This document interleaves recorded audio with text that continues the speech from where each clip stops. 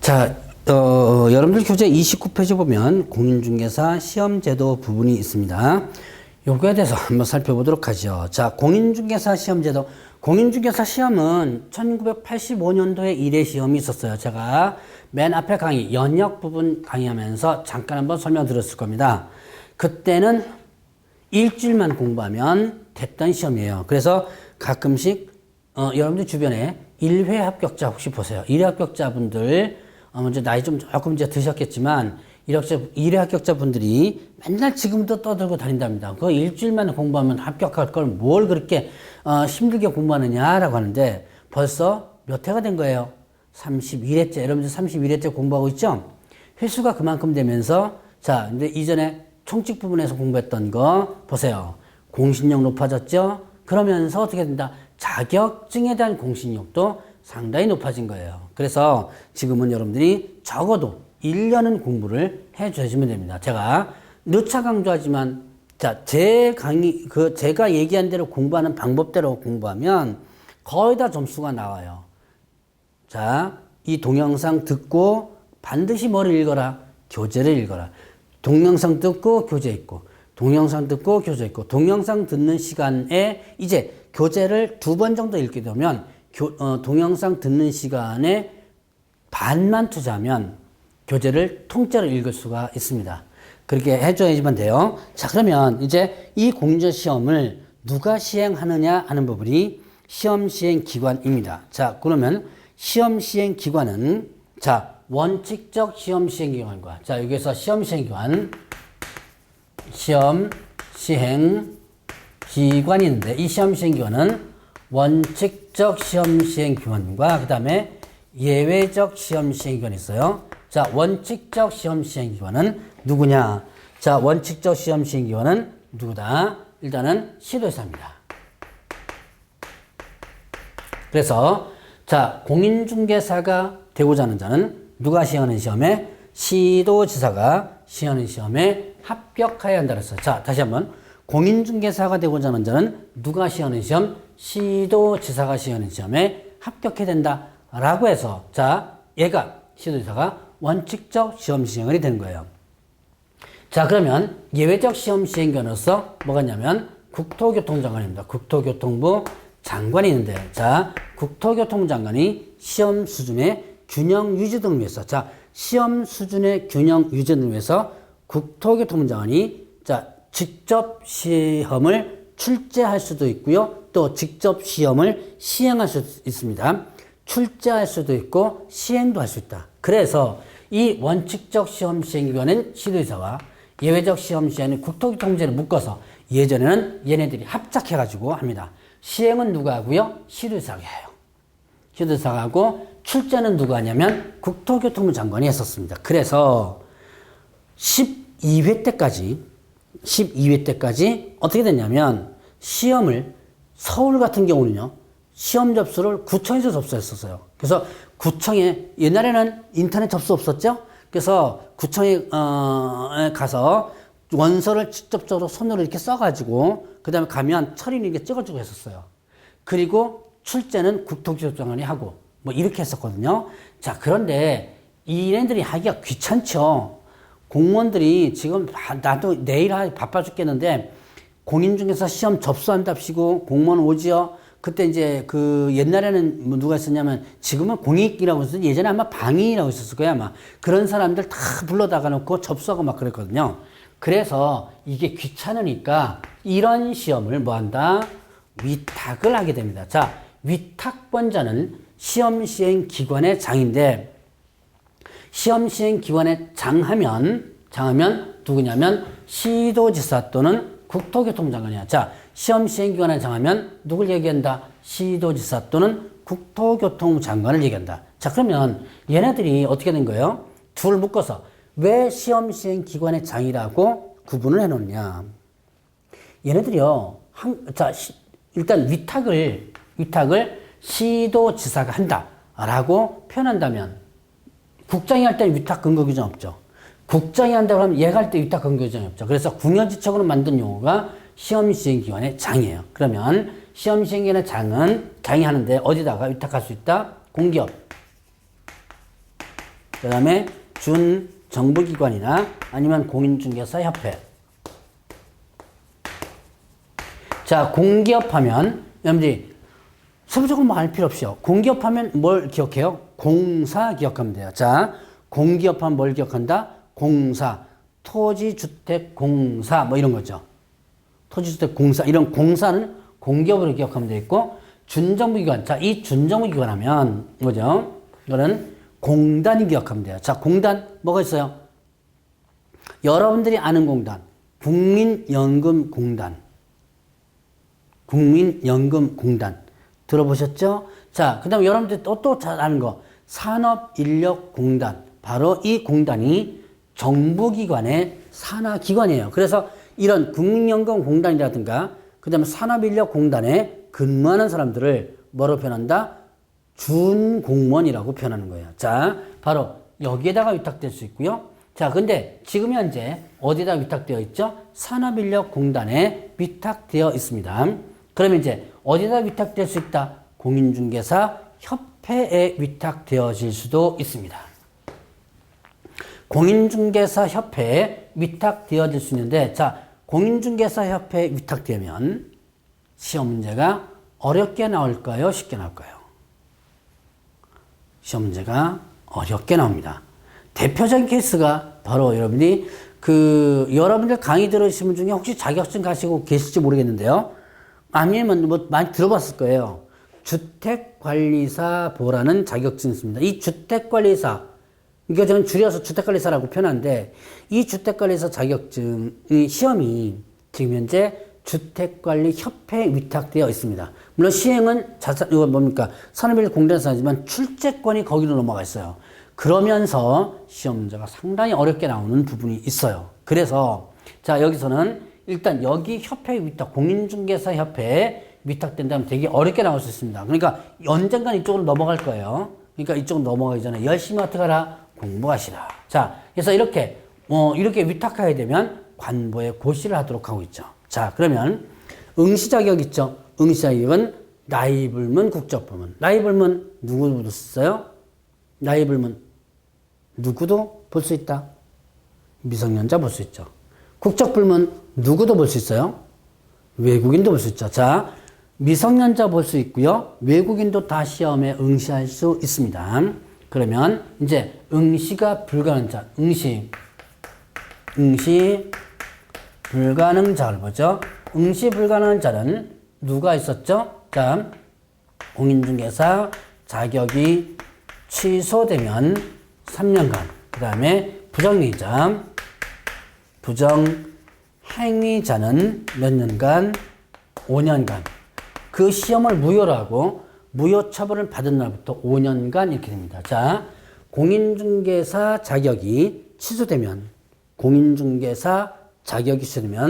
취소된 날로부터 3년 이렇게 돼요. 자, 공인중개사 자격이 취소되면 취소된 날로부터 3년 이렇게 됩니다. 그러면 이때 취소된 날부터 3년간 뭘 한다? 시험을 보지 못한다. 그러면 일단은 자, 이 자격 취소는요, 3년간 시험도 못 보지만 3년간 뭐도 못해요? 중개업에 종사할 수 없죠. 뭐에 해당된다? 결격 사유에 해당되는 거예요. 자, 결격 사유. 처음 공부하시는 분들 조금 이따가 공부할 겁니다. 두 번째 들으신 분들은 결격 사유에 해당된다 그러면 무슨 뜻인지 알 거예요. 자, 그러면 일단 중개업에 종사할 수도 없고, 그 다음에 또 3년간 시험도 못 보는 부분이 됩니다. 근데 부정행위자. 자, 부정행위자가 대표적인 뭐죠? 컬링하다가 걸린 사람들이죠. 컬링하다 잡힌 사람들, 얘가 뭐 해야 된다? 부정행위자에 해당되는데, 그럼 이런 부정행위자는 일단은 그 시험을 무효로 해요. 시험을 무효로 한 다음에 그 무효 처분을 받은 날로부터, 자, 무효 처분을 받은 날로부터 몇 년간? 5년간 이렇게 쓰죠. 그래서 무효 처분을 받은 날로부터 5년간 시험 못 본다. 그러나 이 사람은 시험만 못 볼 뿐 결격 사유는 아닙니다. 그러니까 중개업에 종사할 수는 있어요. 자, 공인중개사 자격 취소자는 3년 동안 시험도 못 보고 중개업에 종사할 수도 없는데, 부정행위자는 5년 동안 시험은 못 보지만 중개업에 종사할 수는 있다. 자, 부정행위자를 만약에 적발하면 시험 시행기관장은 다른 시험 시행기관장에게 직접 통보를 하고요. 자, 5년간 시험 못 보도록 하고 있습니다. 자, 그러면 응시 불가능한 자에 대해서 한번 살펴봤습니다. 그러면 이제 시험 실시. 자, 이제 32페이지에 보면 이런 내용 있죠? 구분 실시와 구분 평가. 구분 평가, 구분 실시. 이런 것들인데, 자, 이런 경우죠. 자, 여기에 보면, 자, 여러분들 1차와 2차 했죠? 1차, 그 다음에 2차가 있습니다. 1차, 2차를 구분 평가, 그 다음에 구분 실시가 원칙이다. 그럽니다. 자, 구분 평가 1차와 2차를 따로따로 평가하는 거예요. 1차와 2차를 따로따로 평가한다. 자, 그러면 보죠. 1차 시험만 평가합니다. 2차 시험을 1차로다가 넘기지 않는 거예요. 1차만 평가하고 2차만 평가하는 거죠. 그러니까 중개사법 점수가 민법 개론에 넘어가는 게 아닙니다. 그랬다면 아마 중개사법 열심히 하라고 할 거예요. 아마 쭉 알아가서 100점 맞아가지고 민법에 튀어주고 개론에 튀어주면 좋겠죠. 그런데 이게 아닙니까? 민법 개론은 여러분들이 2과목 열심히 공부하셔야 돼요. 그리고 2차, 2차대로 이게 이제 구분평가예요. 근데 구분실시. 구분실시는 1차 시험을 보고 합격자에 한해서 다시 2차 시험 보는 거예요. 자, 1차 시험을 보고 나서 1차 시험 보고 나서 합격자에 한해서 다시 뭐를 2차 시험을 보는 이런 부분이다. 자, 그러면 이때 자, 보죠. 지금 현재 이렇게 보는 거 아니죠? 여러분들 지금 공인중개사 시험 뭐 여러 군데서 광고를 보시고 또 이런 홈페이지 같은 여러분들 지금 들어온 홈페이지에서 자, 공인중개사 시험 안내 같은 걸 볼 거예요. 그러면 시험 시행일 며칠 이렇게 딱 보면 하루만 나올 거예요. 그럼 분명히 제가 구분해서 실시한다. 1차, 2차 따로따로 시험 본다라고 했지만 자, 근데 그렇지 않죠. 실시는 평가는 구분해서 하되 동시에 실시할 수 있다라는 예외 규정이 있어요. 그래서 이거는 뭐 시험 시행 기관 지네들 편하기 위해서요. 왜냐하면 인원수가 많을 때 학교를 여러 개 잡아야지. 여러분들 학교 잡기가 힘들어요. 요즘 사립학교들 시험 장소를 잘 안 내줘요. 왜냐하면 시험 장소를 내주면요. 뭐 지금은 그래도 좀 덜하지만 시험장 가면 지금도 제가 많이 봅니다.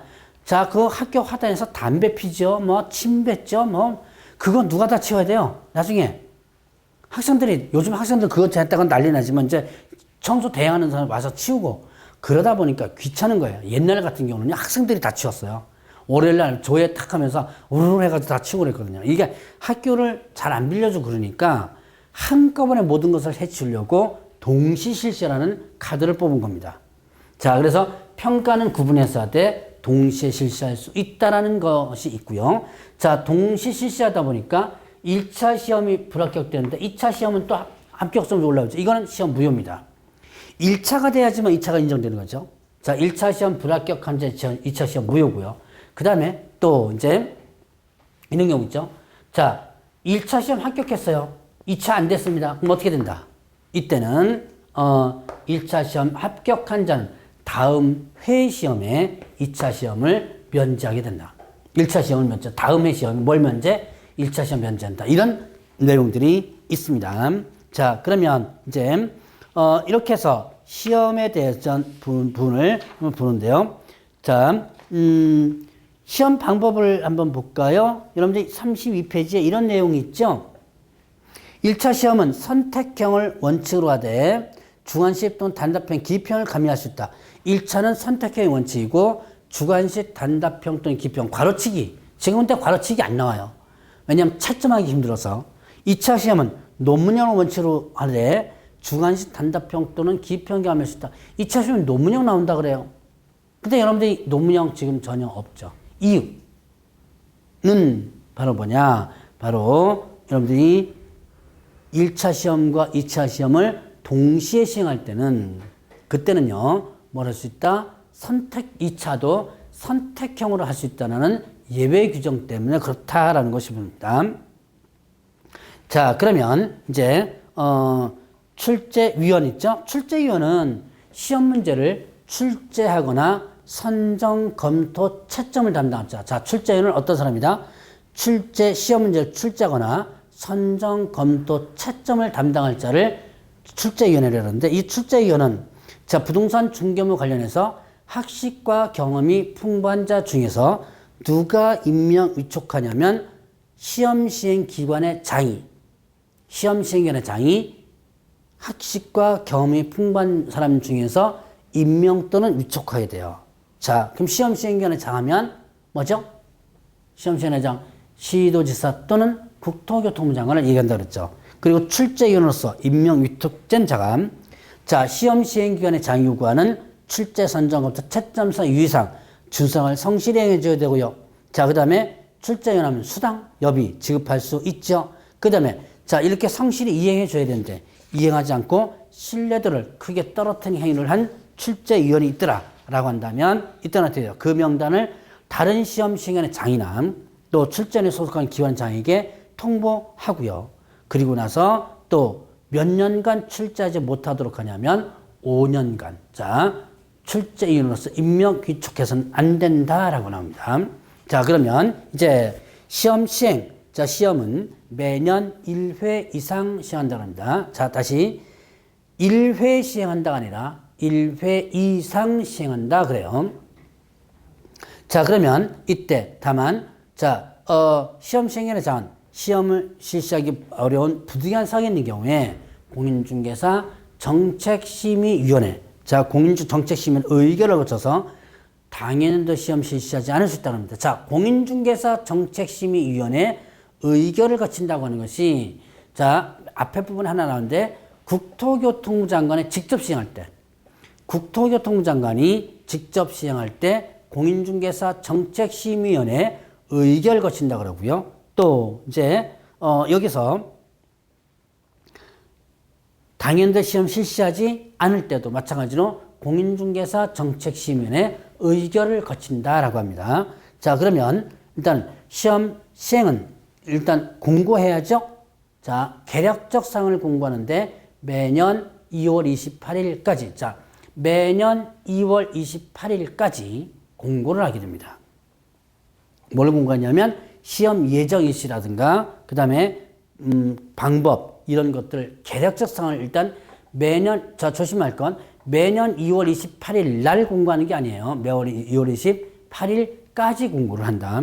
그리고 시행 공고는 시험 시행일 며칠 전이에요? 90일 전까지. 자, 시험 시행일 90일 전까지 장소, 방법, 합격자 결정 방법, 응시수료 반환, 응시수수료 반환 규정도 지금 시험 시행 공고에서 일단 공고하게 됩니다.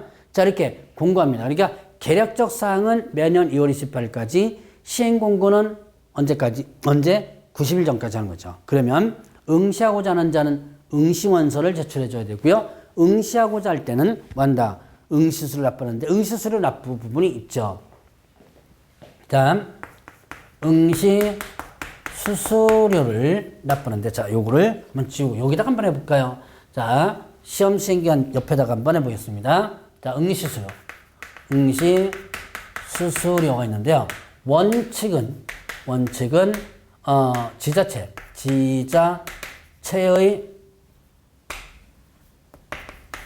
제 조례로 정하는 수수료입니다. 그 다음에 예외적으로 국토교통부 장관이 직접 시행할 때는 국토교통부 장관이 결정 공고하는 그 다음에 위탁했을 때는요. 위탁받은 자, 위탁을 받은 자가 위탁을 한 자의 승인을 얻어서 결정 공고한 수수료가 됩니다. 자, 위탁을 받은 자가 위탁 한 자의 승인을 얻어서 결정 수수료가 됩니다. 자, 이걸 왜 시험 시행 기관 부분에다가 넣어놨느냐? 이유. 원칙적 시험 시행 기관인 시도지사가 할 때는요. 그럴 때는 자, 지자체 조례입니다.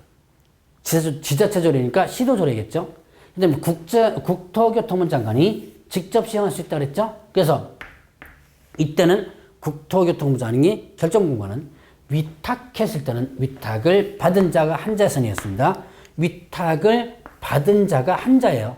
위탁을 한 자가 받은 자, 이렇게 되면 틀립니다. 거꾸로 뒤집어 놓으면 틀려요. 가끔씩 이렇게 문제가 거꾸로 뒤집어서 나올 수가 있으니까 좀 조심을 해주시면 됩니다.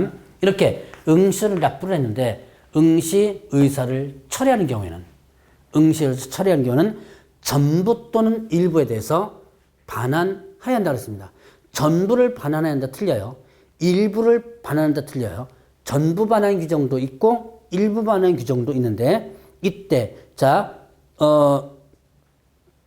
전부 일부 그 구분을 여러분 해주시고요. 이때 반환 기준은 국토교통부령이고 반환 기준은 국토교통부령이 정하는 바에 따라서 반환합니다. 기준이 국토교통부령에 있어요. 그 다음에 또 반환 절차와 방법은 시험 시행 공고에서 정하는 바에 따른다라고 되어 있습니다. 그거 여러분들 조심을 해보시고요. 그러면 이제 여기서 보면 반환 기준이 있죠. 여러분들 교재 35페이지 보면 반환 기준이 있습니다. 수수료를 과온합합니다. 과온합하면 과오납의 전부. 과온합하면 과오납의 전부. 수수료 전부가 아니에요. 그 다음에 또, 시험 시행 기관의 귀책 사유로 응시하지 못했어요. 시험 시행 기관의 귀책 사유로 응시하지 못했다면, 이때 뭐가 된다? 이때, 수수료 전부. 그 다음에 또, 접수기간 내 취소하면 수수료 물게 되죠. 그 다음에 또, 응시 원서 접수 마감일 다음날부터 7일 이내 하면 100분의 60. 여기서 조심할 것, 다음날부터입니다. 접수 마감일부터 7일이 아니라 마감일 다음날부터 이렇게 돼요. 그 다음에 또 이 7일의 기간이 경과날부터 시험 시행일 10일 전까지 취소하는 경우는 날편수수료 100분의 50. 그러면 보죠. 수수료 전부를 반환하는 것이 있었다. 수수료 전부 반환 규정 뭐가 있었어요? 과온합의 전부죠. 귀책 사유, 그 다음에 또 하나 접수기간 내 이 두 가지가 전부예요.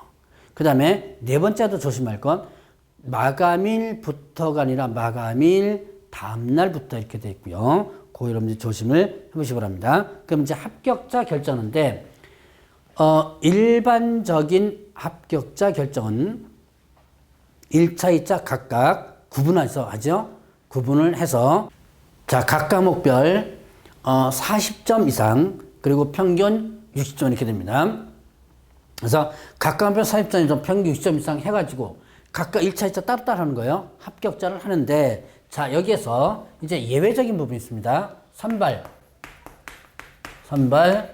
예정 인원이 공고됐거나 아니면 또 최소 선발 인원 또는 최소 선발 비율을 공고됐거나 선발 예정 인원 공고 그 다음에 최소 선발 인원 또는 최소 비율 공고. 이때 공고는 시험 시행 기관에 장의하는데요.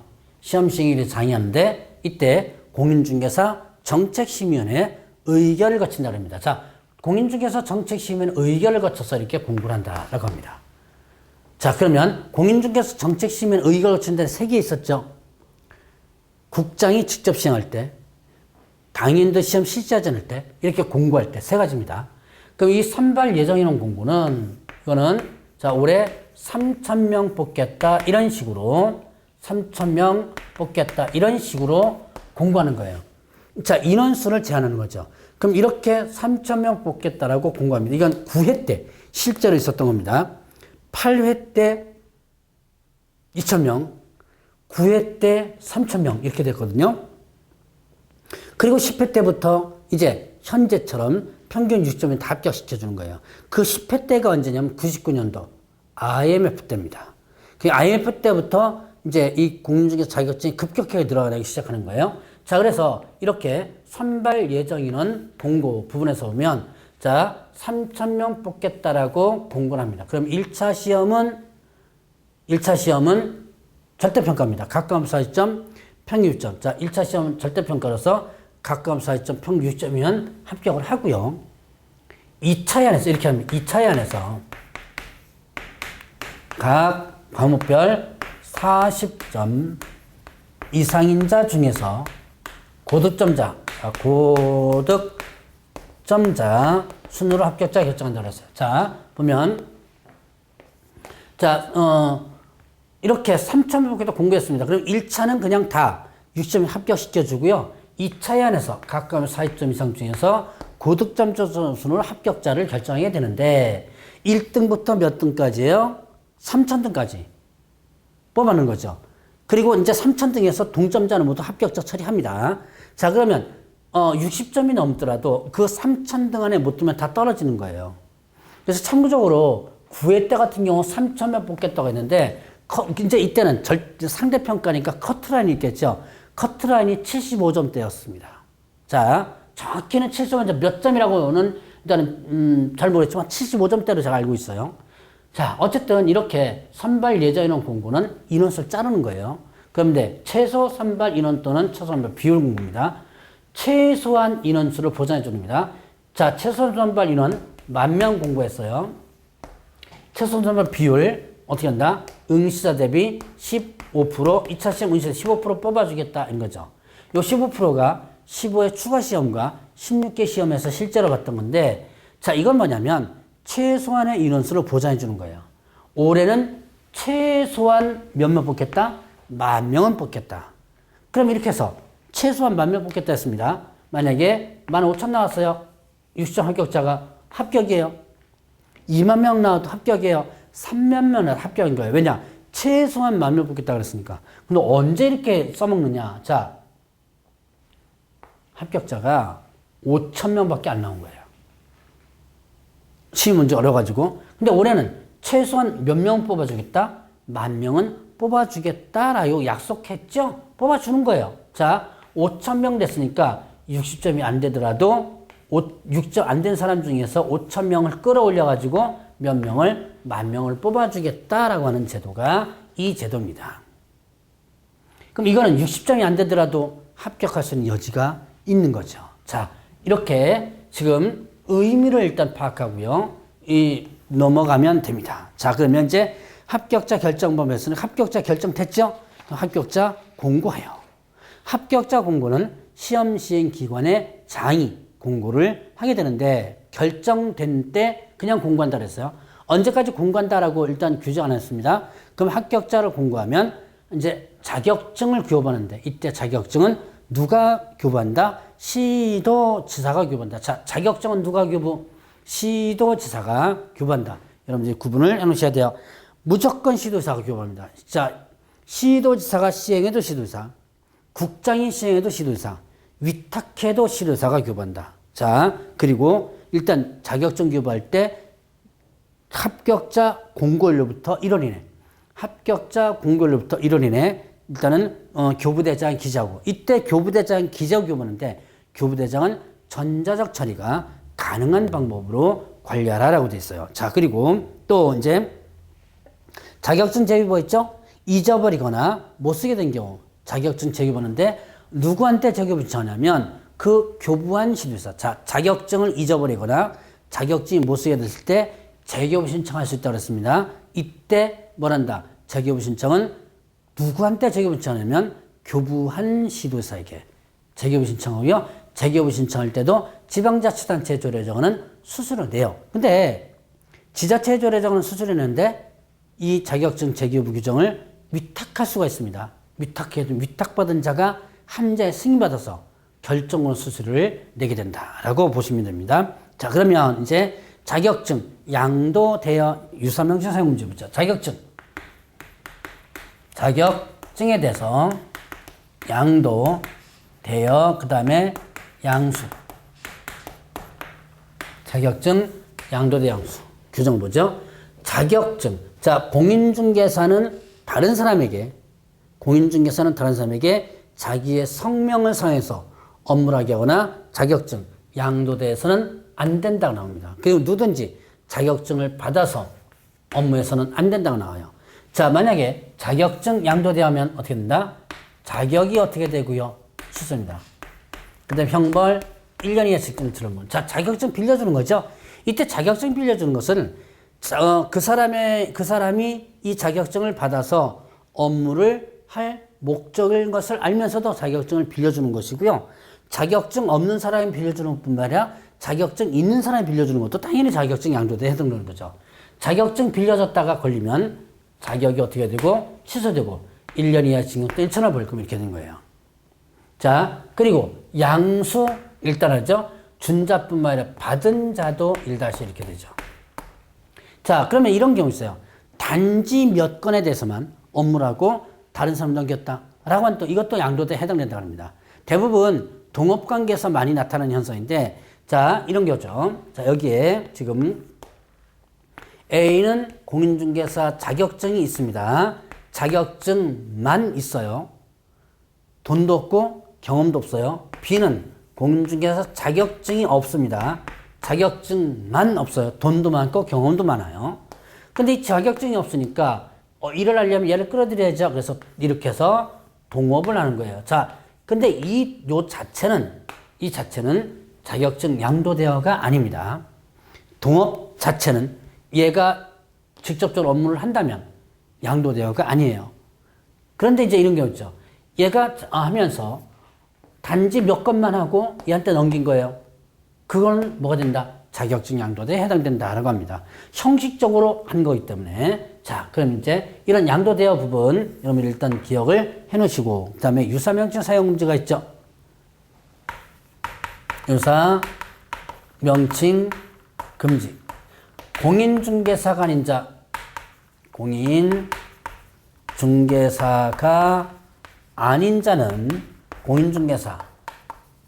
공인중개사라든가 또는 이와 유사명칭에 대해서 사용을 금지한다라고 합니다. 이거를 금지한다. 그럼 이거 뭐냐? 공인중개사 아닌 자 뭐죠? 공인중개사 아닌 자 자격증 없죠. 그러니까 공인중개사라든가 유사명칭 사용하면 안 된다. 그래서 자, 이런 경우가 있어. 자, 이제 이 그림 한번 보자. 이 그림. 얘는 자격증 가지고 얘는 자격증 없는 사람이에요. 근데 실질적으로 보면 얘는 자격증만 가지고 와서 자기 명의로 뭐 한 거예요? 등록만 했지. 실질적으로 돈 다 된 사람은 자격증 가지지 않은 B죠. 그러니까 법적으로는 얘가 사장이지만 실질적으로 누가 사장이에요? B가 사장이죠. 그럼 자기가 사장이라고 표시하기 위해서 명함에다가, 자, 무자격자입니다. 명함에다가 뭐라고 썼어요? 대표 누구 써가지고 다면 이게 유사명칭 사용 금지에 위반된다. 판례고요. 시험 문제 잘 나온 것 중에 하나입니다. 기억을 해 놓으시기 바랍니다. 자, 그러면 이제 이렇게 해서 이제 시험에 대해서 제대해서 봤고요. 그러면 이제 다음 시간에는 중개업 등록에 대해서 살펴보도록 하겠습니다.